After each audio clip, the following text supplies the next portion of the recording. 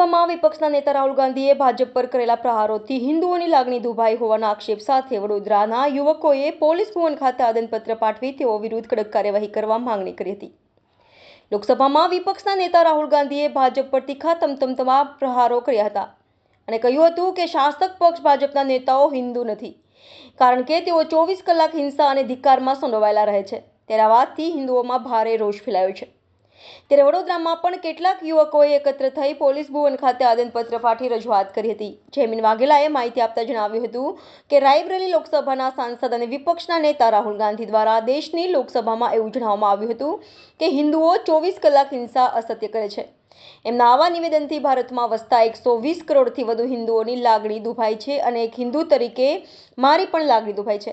આ બદલ તેઓ સમસ્ત હિન્દુ સમાજની માફી માંગે અને ભારતીય ન્યાયતંત્ર તેઓ પર કડક કાર્યવાહી કરે તેવી માંગણી કરવામાં આવી હતી। માનનીય શ્રી પોલીસ કમિશનર સાહેબની કચેરીમાં આવ્યા છે, જે ગઈકાલે લોકસભામાં વિપક્ષના નેતા રાહુલ ગાંધીએ જે પ્રમાણેની હિન્દુ લોકો માટે અને હિન્દુત્વ માટે જે પ્રમાણે ટિપ્પણી કરી તેના વિરોધમાં તેમના વિરુદ્ધ જે કાર્યવાહી કરવામાં આવે તેને માટે આજે અમે પોલીસ કમિશનર સાહેબને આવેદનપત્રમાં આવે છે। રાહુલ ગાંધી દ્વારા અવારનવાર આવા જ શબ્દોનો ઉપયોગ કરવામાં આવે છે અને આવા જ વિષયો પર ખબર નહીં શું કરીને આવે છે કે શું કરે છે એમનું ખબર, પણ આ રીતનું વર્તન ને આ રીતની વિષય જે લોકસભામાં તમે ના કરી શકો, જે દેશનું ગૌરવ છે, ગર્વ છે, લોકતંત્રનું મંદિર કહેવાય, જ્યાં તમે એક માત્ર સમાજ વિરુદ્ધ આવું શબ્દનો ઉપયોગ ના કરી શકાય।